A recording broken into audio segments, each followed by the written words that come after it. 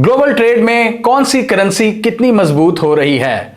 इस वक्त Chinese yuan छक्के पर छक्के मार रहा है। हमने देखा कि ब्रिक्स में भी इन्होंने बात की, बहुत से ममालिक ने, कि डी डॉलराइजेशन की तरफ जाया जाए, यानी कि डॉलर को पीछे छोड़ा जाए और अल्टरनेटिव करेंसीज पर काम किया जाए। इस हवाले से चाइना अपने एम्बिशंस को सक्सेसफुली आगे लेकर चल रहा है। अभी ताज़ा खबर यह आई है कि चाइना यूरोप की जो यूरो करेंसी है उसको पीछे छोड़ चुका है।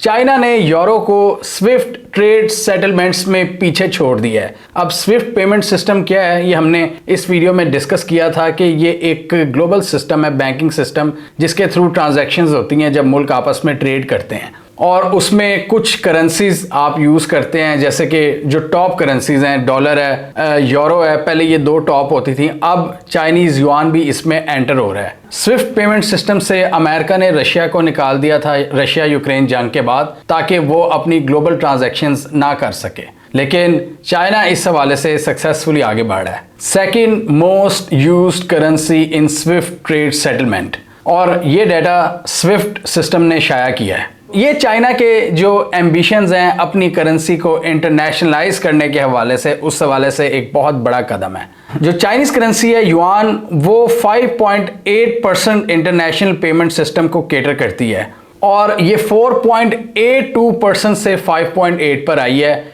ग्लोबल ट्रेड की अगर बात करें। जो नंबर 1 करेंसी है ग्लोबल ट्रेड के हवाले से स्विफ्ट पेमेंट सिस्टम में, वो अभी तक डॉलर है, जिसका टोटल मार्केट शेयर 84.15% है। तो डॉलर 84% के साथ पहले नंबर पे है, चाइनीज युआन तकरीबन 6% के साथ दूसरे नंबर पर है, और जो यूरो है वो 5.43% के साथ तीसरे नंबर पर चला गया है। यानी यूरो और युआन के दरमियान इस वक्त एक सख्त मुकाबला जारी है। जो इंटरनेशनल ट्रेड है स्विफ्ट पेमेंट सिस्टम के तहत किस में ज़्यादा होती है, तो युआन इस वक्त सख्त मुकाबले के बाद यूरो से आगे निकल गया है। उसके बाद जापानीज करेंसी येन और सऊदी रियाल 5वें नंबर पर आता है। अब ये जो बूस्ट मिला है युआन को, ये चाइना के एम्बिशंस को पूरा करता है, जिसमें चाइना ये चाहता है कि ज़्यादा से ज़्यादा ग्लोबल ट्रेड में उनकी करेंसी को इस्तेमाल किया जाए।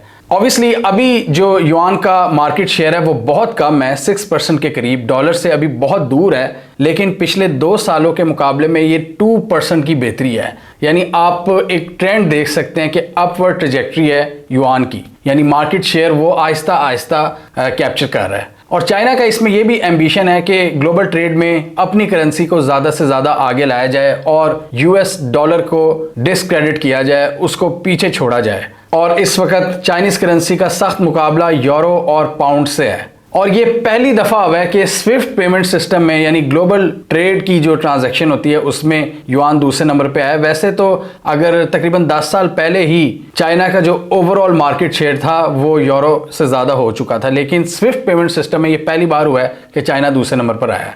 ये नंबर डेफिनेटली कम है, लेकिन एक पैराडाइम शिफ्ट हमें यहाँ पर नज़र आ रहा है, और ये paradigm shift definitely Chinese currency के फेवर में है। दुनिया में अल्टरनेटिव करेंसी की बातचीत ऑलरेडी शुरू हो चुकी है। जो ब्रिक्स ममालिक हैं वो भी नई करेंसी की बात कर रहे हैं, और इसमें ब्राज़ील, यूएई, इंडिया, रूस, चाइना, साउथ अफ्रीका, इन सब ने, ये जितनी भी इमर्जिंग इकॉनमीज़ हैं, इन सब ने इसी बात पर इत्तफाक किया है कि एक दूसरी करेंसी भी होनी चाहिए डॉलर के मुकाबले में। और अगर आपने इस पूरे मामले को बेहतर तरीके से समझना है तो आप हमारी ये वाली वीडियो देख सकते हैं। इसमें हमने डिस्कस किया था कि ये जो ब्रिक्स हैं, जो नई करेंसी लाने की बात कर रहे हैं, क्या ये वाकई डॉलर को काउंटर कर सकते हैं या नहीं, क्योंकि डॉलर का भी मार्केट शेयर बहुत ज़्यादा है, 80% से ज़्यादा है। डॉलर एक पावरफुल करेंसी है, एक बहुत पावरफुल टूल है, और इस वीडियो में हमने ये भी डिस्कस किया था कि डॉलर की जो एक हेजीमनी है, जो बदमाशी है, वही डॉलर के अब डाउनफॉल का बायस बन रही है, क्योंकि डॉलर्स के ना होने की वजह से बहुत सी इकॉनमीज़ भी तबाह हो जाती हैं। अगर उनके सेंट्रल बैंक में डॉलर्स ना हो तो उनको डर होता है कि वो ग्लोबल ट्रेड नहीं कर सकते। तो इसीलिए अब ये पाकिस्तान, बांग्लादेश, इराक, अर्जेंटीना वगैरह इस तरह के जो इमर्जिंग मुल्क हैं वो यही सोच रहे हैं कि हमारे पास अब दूसरी ऑप्शन भी होनी चाहिए। फॉर एग्जांपल, अगर खुदा न खास्ता मुल्क में डॉलर्स ख़त्म हो जाते हैं और आपने तेल लेना है सऊदी अरेबिया और यूएई से, तो वो तो आप डॉलर में ही, पेट्रो डॉलर के तहत उनको पेमेंट डॉलर में करनी होती है। तो फॉर एग्जांपल, अगर आपने रशिया से ऑयल लेना है तो आप वो चाइनीज़ करेंसी में ले सकते हो, और अगर चाइना से ट्रेड करनी है वो भी लोकल करेंसी में कर सकते हो। इस हवाले से ब्राज़ील, अर्जेंटीना, यूएई, इंडिया वगैरह नए नए मुआहदे कर रहे हैं। ईरान पर ऑलरेडी सैंक्शंस हैं, और ईरान ने भी बहुत से ऐसे जुगाड़ ढूंढे हुए हैं, बहुत से ऐसे पॉइंट्स ढूंढे हुए हैं जिसमें वो लोकल करेंसी में ट्रेड करता है। चाइना से वो युआन में करता है, फिर रूस में भी वो लोकल करेंसी से ट्रेड करता है, तुर्की के साथ थोड़ी सी ट्रेड करता है, वो इस तरह लोकली कुछ बार्टर सिस्टम के तहत करता है। ईरान पर सैंक्शंस के बावजूद उन्होंने अपने आप को इसी तरह सस्टेन रखा हुआ है कि एक सस्टेनेबल इकॉनमी का पैराडाइम वो लेकर चल रहे हैं। और ब्रिक्स की भी यही कोशिश है कि अगले 3-4 सालों में डॉलर को काफ़ी हद तक तब्दील कर दिया जाए, उसको एक्सचेंज कर दिया जाए किसी नई करेंसी के मुकाबले में, ताकि जो उन्होंने आपस में ट्रांजैक्शंस करनी है उसमें उन्हें सैंक्शंस का डर ना हो। बेसिकली ये सारी चीज़ें तब भी ज़्यादा एस्केलेट हुई हैं जब पूरी दुनिया ने देखा कि किस तरह रूस को पूरे ग्लोबल फाइनेंशियल सिस्टम से निकाल के रख दिया अमेरिका ने और उसके एलाइज ने। तो अब ये सारे मुल्क परेशान हो गए हैं कि कल को अगर हमारी लड़ाई होती है अमेरिका बादर से तो हमें भी फिर इसी तरह निकाल दिया जाएगा। तो उसके लिए वो फिर जो सिक्योर अपने आप को कर रहे हैं, सिक्योर पेमेंट्स और दूसरे गेटवेज उनको वो डेवलप कर रहे हैं ताकि in case of sanctions, American sanctions, उनके पास दूसरे ऑप्शंस भी हों।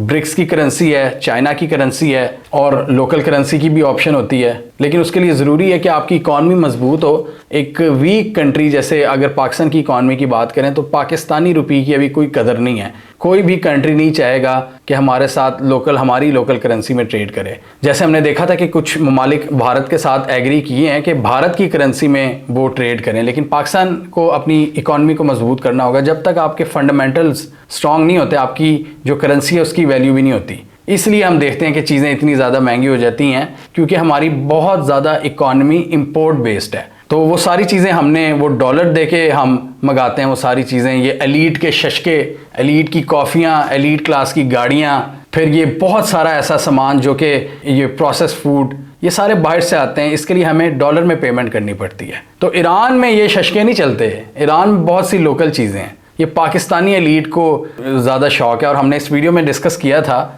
टिम हॉर्टन्स वाली कि एलीट की इन अयाशियों की वजह से पाकिस्तानी अवाम पर कितना ज़्यादा बोझ पड़ता है कि हमने सारे अपने डॉलर्स हम रख लेते हैं जो वो नॉन लग्जरी आइटम्स के लिए। तो वो जब हम मंगाते हैं तो उससे इकॉनमी पर दबाव पड़ता है, तो आपकी जो करेंसी है वो डीवैल्यू होती रहती है, उसकी कोई औकात ही नहीं रहती। देखें ना, 300 के करीब पहुंच के वापस आई है आपकी 285 पे, 280 पे आई थिंक इस वक्त पाकिस्तान का रुपया। इसका मतलब आपकी कोई कदर ही नहीं है क्योंकि आपकी इकॉनमी स्ट्रांग नहीं है। और ये डेफिनेटली चाइनीज़ युआन का इस तरह मार्केट पर थोड़ा थोड़ा गलबा हासिल करना, ये लॉन्ग टर्म में यूएस डॉलर के लिए एक थ्रेट है। जो यूएस डॉलर की जो हेजीमनी है उसके लिए एक चैलेंज है, और ये चैलेंज इसलिए भी सिग्निफिकेंट है हमारे जैसे कंट्रीज़ के लिए कि ये जो सैंक्शंस का टूल है अमेरिका का, ये डॉलर की वजह से ही है। तो अगर डॉलर की हेजीमनी जिस दिन ख़त्म हो जाएगी तो वो सैंक्शंस भी काम करना बंद हो जाएंगी।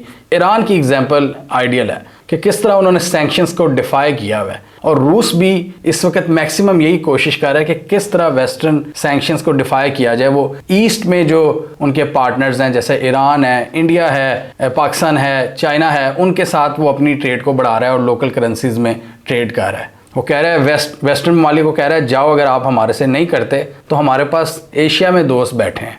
फिर ये अरब ममालिक भी इनसे ट्रेड करते हैं। और एक्सपर्ट्स के मुताबिक ये चाइनीज़ करेंसी युआन बतदरीज इसलिए भी बेहतर हो रही है कि चाइना की जो मैन्युफैक्चरिंग पावर है, जैसे मैंने बात की कि फंडामेंटल्स उनकी इकॉनमी के बहुत स्ट्रॉन्ग है, तो उसकी वजह से भी चाइना को एक एज मिलेगा क्योंकि चाइना बहुत ज़्यादा दुनिया में ट्रेड करता है, दुनिया का सबसे बड़ा ट्रेडिंग पार्टनर है पूरी दुनिया का। अमेरिका को वो एक्सपोर्ट्स में भी पीछे छोड़ गए हैं, तो ये चीज़ ऑटोमेटिकली चाइना की करेंसी की वैल्यू बढ़ाएगी।